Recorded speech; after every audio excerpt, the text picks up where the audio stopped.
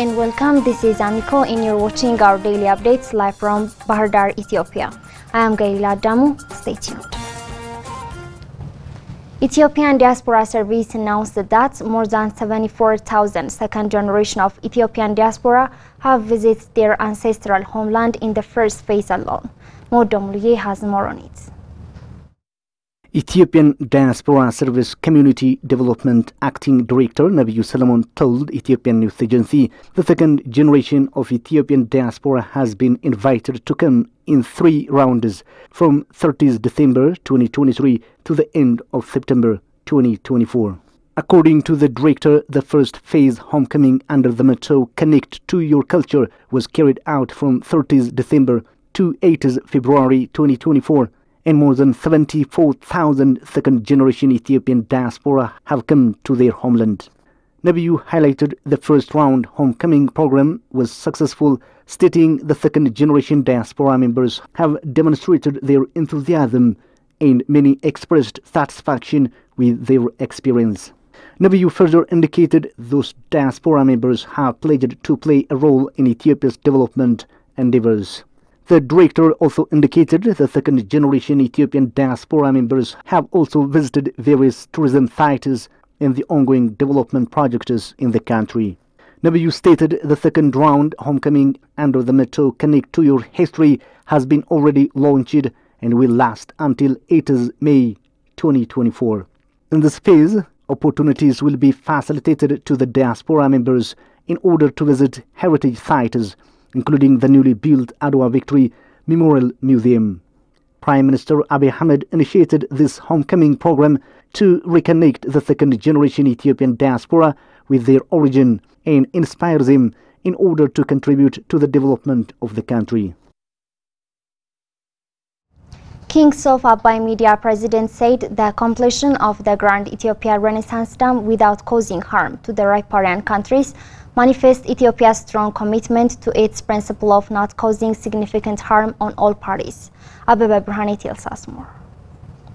Ethiopians from all walks of life have contributed to the construction of the dam, which is expected to be fully completed within 7 months with their own resources to get rid of poverty and ensure mutual benefit with neighboring countries. In an exclusive interview with Ethiopian News Agency, Ustaz Jamal said Ethiopia has been committed to fair utilization of Abai River, especially with neighboring countries, and provide access to electricity to Ethiopians. Ethiopia has now completed the dam without causing any harm to the riparian countries. He added that the riparian countries understand now Ethiopia has no agenda other than ensuring prosperity and getting energy from the dam. The completion of the dam will help all countries near and far as they could get cheap electric power from Ethiopia. Power sharing with Sudan, Kenya and Djibouti is already in operation, and additional power selling to neighboring countries with Tanzania has been on pipeline. The president further noted that Ethiopia didn't use Abai for centuries and the riparian countries unfortunately think that the river belongs to them.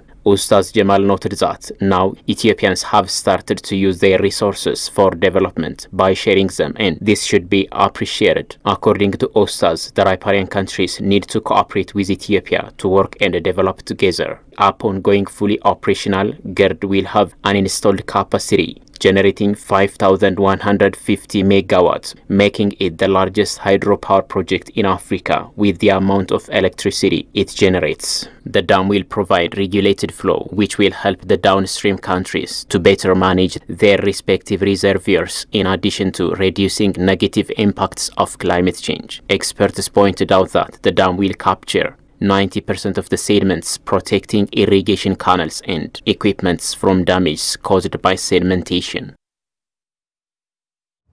Water and environmental engineering professors stressed Nile basin countries need to foster cooperation in constructing more hydropower projects for the betterment and development of the region. Vivendel Nessa has more. In an exclusive interview with Ethiopia News Agency, the professor at Jimma University and a jam professor at Africa Center for Excellence for Water Management, said one of the limitations in this region is lack of capacity in exploiting and managing resources. According to Professor Isaias, Ethiopia has become an example for other countries by constructing and managing such a huge project by Ethiopians. The professor stressed that the GERD is built with the blood and sweat of the Ethiopian people from all walks of life. Professor Isaias further said that Nile Basin countries need to foster cooperation to even have more hydropower projects in the region for the betterment and development of the Nile Basin region. For Ethiopians, Professor Isaias noted that having energy is a lot for many things for different sectors, including agriculture, food security, technology and industrial sectors, among others. Hydropower is a very crucial renewable energy source. The professor elaborated, moreover, the country will continue supplying power to neighboring countries to accelerate the power integration projects already underway in the region. Professor Isaias also believes that we need to continue building similar projects with our capacity so that we can have a better Ethiopia in the future. Senior World Bank economist said the World Bank will continue supporting the national financial inclusion strategy of Ethiopia. Modomliye has the details. The National Financial Inclusion Strategy 2021-2025 was revised in close collaboration with stakeholders across the public and private sectors in an effort to define a coordinated plan to transform financial inclusion for millions of Ethiopians. In an exclusive interview with Ethiopian News Agency, senior economist and head of Africa Gender Innovation Laboratory at the World Bank, Michael O'Sullivan, said there is really an important momentum around financial inclusion in Ethiopia. It's learned the World Bank has been working with the National Bank of Ethiopia and other pertinent actors to help accelerate this process. Commending the recently launched network of Ethiopia's Women in Finance initiative as a great effort to try to bring together a network of women leaders, the senior economist said these types of approach are bringing more women leaders in the financial sector.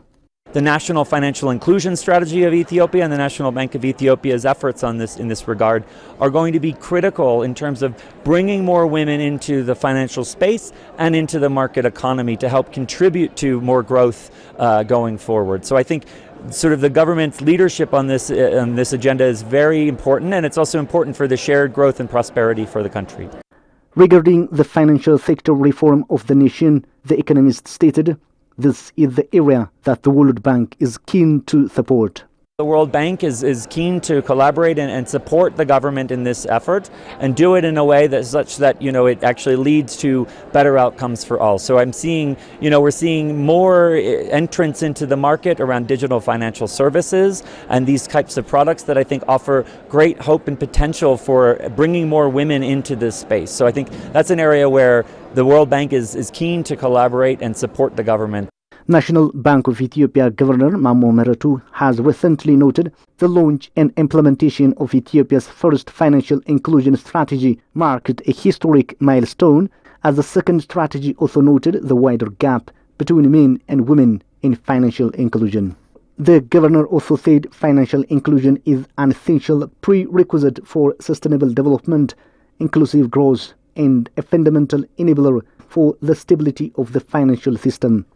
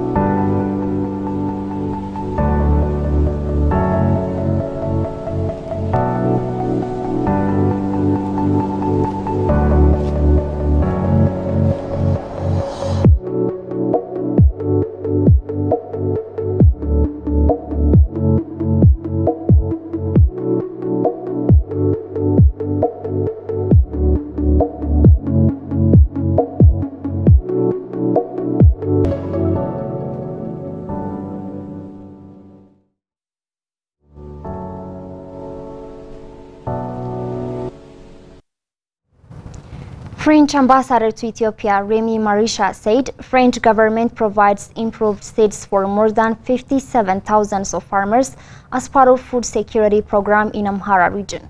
Brandwork and Atiel Sasmore. The conflict in the north had an impact in many zones of the Amhara region that we have started to address.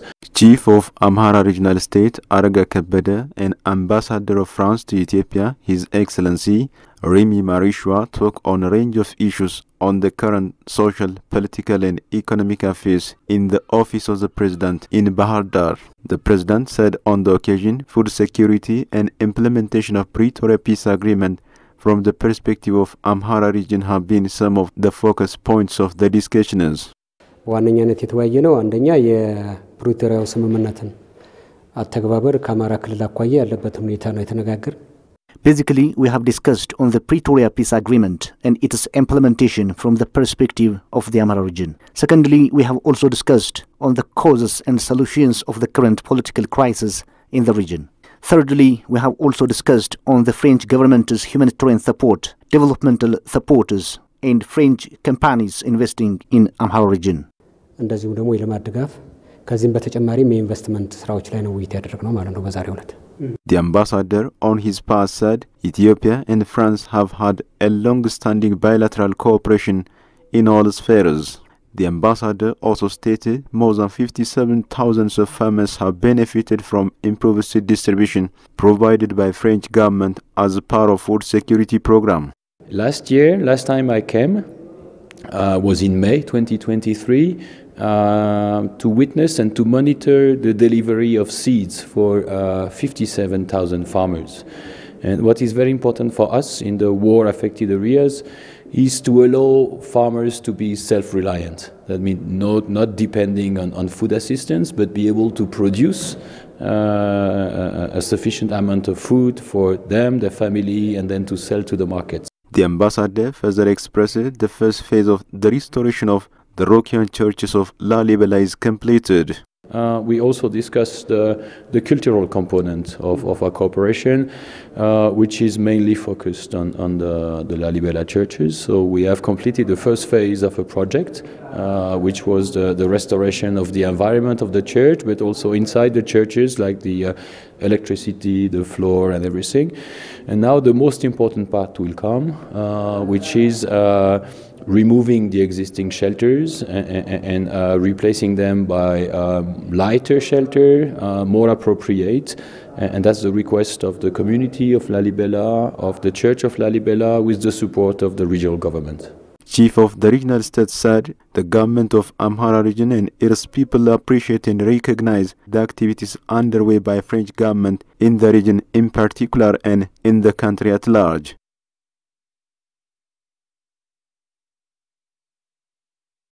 That's all the news we have for today. I'm Gaila Damu. Thanks for watching and stay tuned with Ameco.